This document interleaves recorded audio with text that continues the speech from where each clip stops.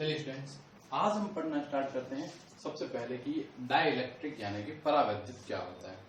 Students, परावैद्युत एक तरह से, पहले मैं हिंदी बोल रहा हूँ, परावैद्युत एक तरह से कुचालक पदार्थ होते हैं, यानी कि डाइलेक्ट्रिक्स क्या होते हैं, ये इंसुलेटर यानी कि नॉन कंडक्टर होते हैं। अब अगर ये इंसुलेटर यानी कि नॉन कंडक्टर है तो इसका मतलब क्या है, देखिए इंसुलेटर यानी नॉन कंडक्टर, इसका मतलब कुचालक, इनमें जो है बंधित आवेश पाया जाएगा। आप ऐसे याद रखेंगे कि जो भी चालक होते हैं उन चालकों में मुक्त आवेश होता है, तो मुक्त आवेश जो है वो एक स्थान से दूसरे स्थान पर आसानी से गति कर सकता है। लेकिन परावैद्युत के अंदर जो है वो क्या होगा, बंधित आवेश होगा।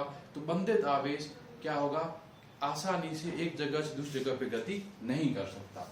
अब देखिए क्या होता है, तो अगर हम इसका सामान्य विन्यास देखें कि सामान्य स्थिति में जो परावैद्युत है यानी कि डाइलेक्ट्रिक है वो कैसा होता है, तो स्टूडेंट इसमें कुछ ऐसा होगा माइनस, अब क्वेश्चन है बंधित है यानी कि बाउंड चार्ज है, बंधित चार्ज यानी कि उसका मतलब क्या हुआ कि बाउंड चार्ज है। इसका मतलब है कि चार्ज जो है प्लस और माइनस वो एक दूसरे से क्या हुआ है, बंधा हुआ है, एक दूसरे से वो क्या है, बॉन्ड के थ्रू इस तरह से है। अब अगर आप नॉर्मल कॉन्फ़िगरेशन देखोगे ना तो ये कुछ इसका ऐसा होगा, मतलब कोई किसी डायरेक्शन के अंदर है, कोई किसी डायरेक्शन के अंदर है, कोई फिक्स डायरेक्शन नहीं है, इस तरह से, ठीक है, इस तरह से। तो ऐसी कंडीशन में ये जो डाइलेक्ट्रिक यानी कि परावैद्युत है, इसका कोई भी जो है, जो डाइलेक्ट्रिक है, इसका कोई भी क्या नहीं है कि एक तरह से हम ये कह सकते हैं कि कोई भी इसके अंदर पोल नहीं बने हुए, यानी इसके अंदर कोई भी ध्रुव नहीं बने हुए, ना तो इसमें कोई पॉजिटिव पोल है ना ही कोई नेगेटिव पोल है। हो क्या रहा है कि देखिए ये वाला जैसे मान लीजिए इसका कोई ना कोई क्या होगा, डाइपोल मोमेंट यानी कि द्विध्रुव आघूर्ण होगा, तो उसको क्या करेगा, कोई ना कोई ऐसा होगा जो निरस्त कर देगा।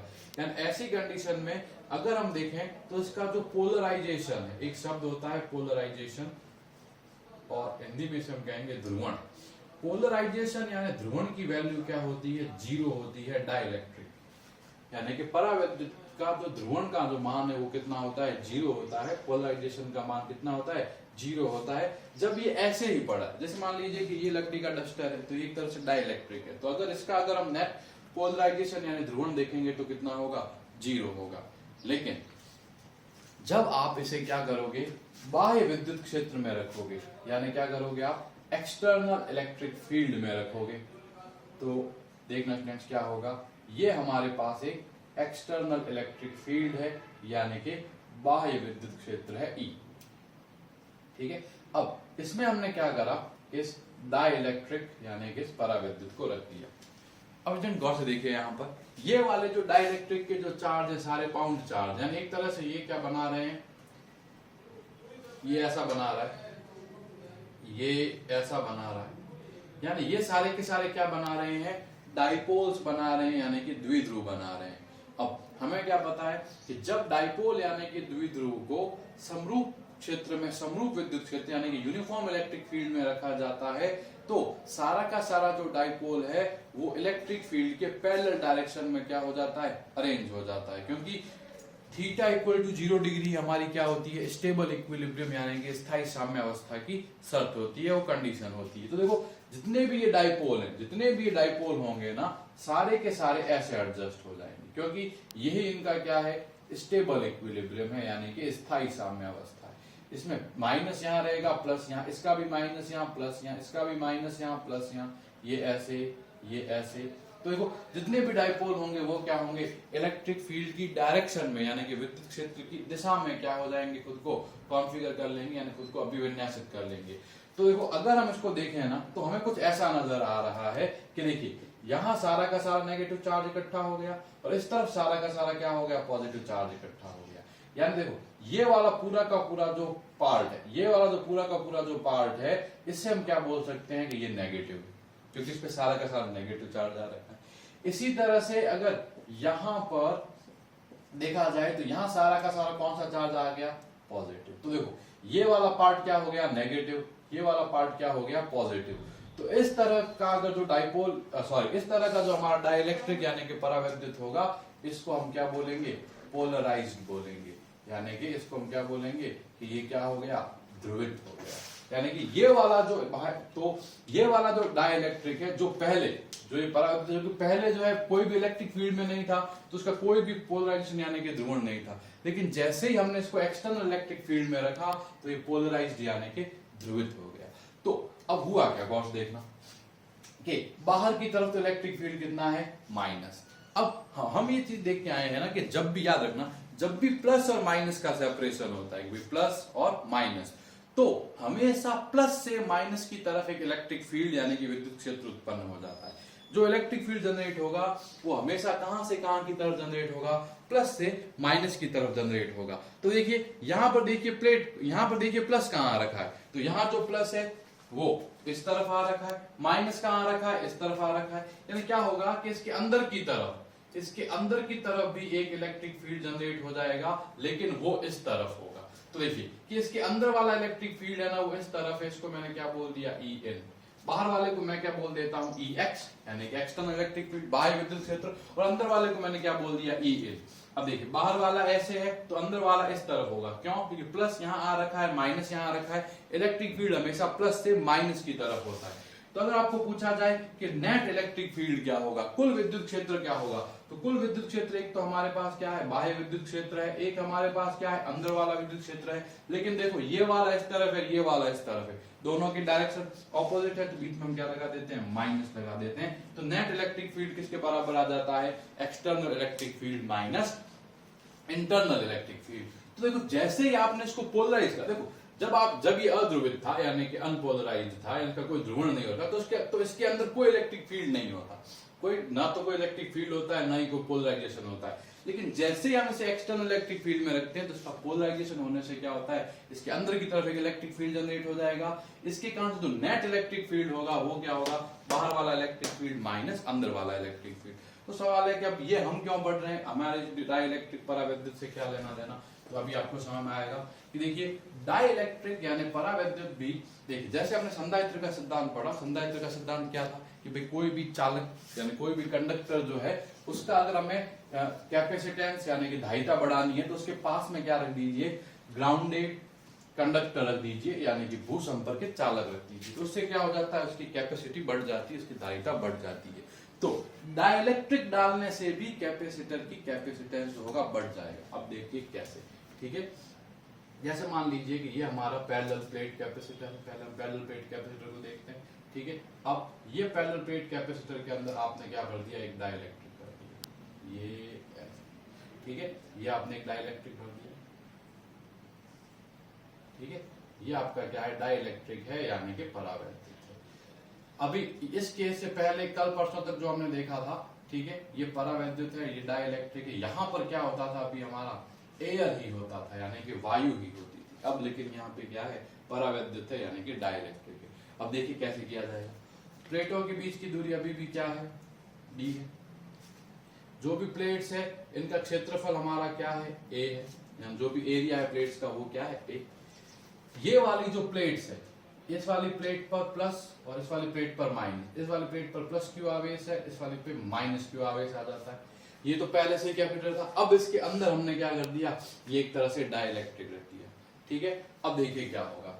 तो सबसे पहले देखो अब यहाँ पे क्या होगा कि यहाँ पर ना एक पहले से ही एक एक्सटर्नल इलेक्ट्रिक फील्ड काम कर रहा है, एक पहले से ही बाह्य विद्युत क्षेत्र काम कर रहा है, जो इस प्लेट और इस प्लेट के कारण जो है वो है, और उसकी वैल्यू इसकी इक्वल थी सिग्मा अपॉन एप्सिलॉन नॉट। ये हम जो है पहले देख के आ चुके हैं कि प्लेटों के बीच में जो इलेक्ट्रिक फील्ड होता है, जो विद्युत क्षेत्र होता है, उसका मान कितना होता है, सिग्मा अपॉन एप्सिलॉन नॉट। अब क्या होगा, देखिए ये वाला इलेक्ट्रिक फील्ड जो एक्सटर्नल इलेक्ट्रिक फील्ड है वो तो इस तरफ है, एक्सटर्नल इलेक्ट्रिक फील्ड इस तरफ। अब देखिए जब ये होगा तो देखो यहाँ सारा का सारा माइनस, यहाँ सारा का सारा प्लस इकट्ठा हो जाएगा, यहाँ सारा का सारा माइनस इकट्ठा हो जाएगा। क्यों? क्योंकि ये क्या है, परावैद्युत है, डाइलेक्ट्रिक है। जस्ट अभी हमने देखा है कि परावैद्युत कैसे काम करता है। तो देखो क्या होगा कि इसके अंदर की तरफ भी क्या होगा कि एक इलेक्ट्रिक फील्ड जनरेट हो जाएगा, EN। अब क्वेश्चन है कि EN क्या होगा। अब देखिए EN क्या होगा, EN का भी जो स्वरूप होगा, जो एक तरह से स्ट्रक्चर होगी, वो एग्जैक्टली ऐसे ही होगी। बस यहां पर सिग्मा की जगह क्या आ जाएगा, सिग्मा बी आ जाएगा, ये एप्सिलॉन नॉट हो जाएगा। अब क्वेश्चन है सिग्मा बी क्या है, तो सिग्मा बी कहलाता है बंधित आवेश घनत्व, ठीक है। बंधित आवेश घनत्व यानी कि यहां पर जो है ये बाउंड चार्ज डेंसिटी, बी का मतलब है बाउंड, ये क्या होगी, बाउंड चार्ज डेंसिटी, इसका मतलब कि जो डाइलेक्ट्रिक के अंदर यहां पर जो देखो इकट्ठा हुआ है ना चार्ज डाइलेक्ट्रिक यानी परावैद्युत में, इसका आवेश घनत्व कितना है वो यहां पर आ गया। क्लियर? अब देखिए अब क्या होगा, अभी हमने देखा कि हमारा जो नेट इलेक्ट्रिक फील्ड है ई, वो किसके बराबर था, E external minus E internal. तो ये E external minus E internal, यानी ई का वैल्यू किसके बराबर आ गया, sigma upon epsilon naught minus का sigma B upon epsilon naught. तो sigma upon epsilon naught minus का sigma B upon epsilon naught. तो ई का वैल्यू क्या आ गया, sigma minus sigma B upon epsilon naught. ये हमारा हो गया सिक्वेशन, कोई दिक्कत नहीं। अब गौर देखिए, अब यहां पे क्या होगा कि मैं क्या कह सकता हूं कि सिग्मा माइनस सिग्मा बी जो है ना वो सिग्मा से छोटा है। भाई सीधी सी बात है, भाई आप सिग्मा में से कोई ना कोई चीज माइनस कर रहे हो, तो माइनस कर रहे हो तो वो चीज क्या हो जाएगी, कम हो जाएगी। अब मुझे क्या पता है कि ये वाली जो क्वांटिटी है, ये वाली जो राशि है, ये सिग्मा से छोटी होनी चाहिए। तो इसके लिए मैं इसमें से क्या कर रहा हूं कि जो बाउंड चार्ज डेंसिटी है उसको माइनस कर रहा हूं। लेकिन देखो अगर हम ये बोलें कि हमारा जो डाई इलेक्ट्रिक यानी कि जो परावैद्युत है वो रेखिक और समरूप है, वो कैसा है, रेखिक और समरूप यानी कि लीनियर और होमोजीनियस है। ठीक है स्टूडेंट, ये चीज हम याद रखेंगे कि अगर हम जो है परावैद्युत एंड डाइलेक्ट्रिक को लीनियर होमोजीनियस लें, ठीक है, यानी कि रेखिक और समरूप लें, तो ऐसी कंडीशन में सिग्मा माइनस सिग्मा बी को जो है हम सिग्मा अपॉन कोई ना कोई चीज का भाग लगा देते हैं। ये चीज क्या कहलाती है, एप्सिलॉन आर। और ये एप्सिलॉन आर क्या है, एप्सिलॉन आर है परावैद्युतांक। जो परावैद्युत है उसका परावैद्युतांक या फिर dielectric constant, dielectric constant. अब ये मत समझना कि अपन पहली बार देख रहे हैं, डाई इलेक्ट्रिक कांस्टेंट जो है उसको हम पहले ही डिफाइन कर चुके हैं, उसको हम पहले ही परिभाषित कर चुके हैं।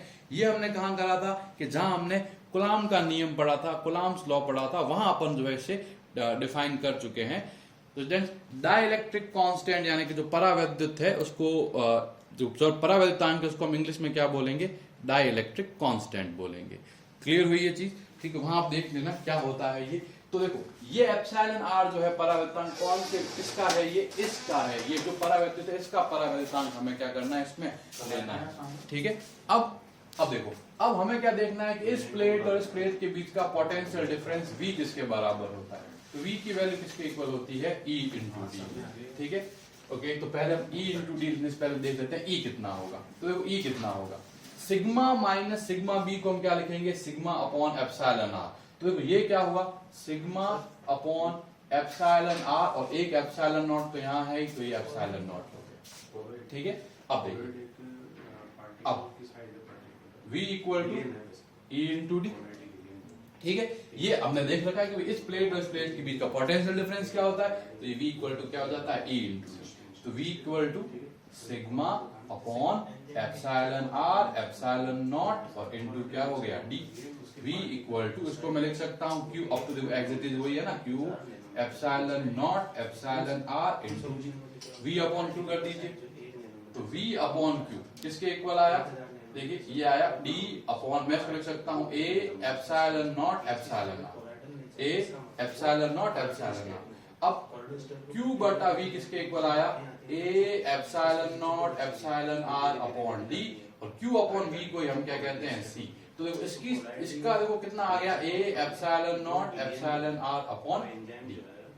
ठीक है, अब ये हमारा क्या आ गया, A epsilon naught epsilon R upon D। तो देखो जैसे ही आपने देखो अगर हम ये देखें कि यहां पर पहले डाइलेक्ट्रिक नहीं था, तो जो हमने पहले जो केस करा था ना, जब हमारा कोई डाइलेक्ट्रिक नहीं था तब इसका कैपेसिटेंस कितना था, ये था A epsilon not upon D। इसको हमने क्या बोल दिया, लेट्स से C0 बोल दिया।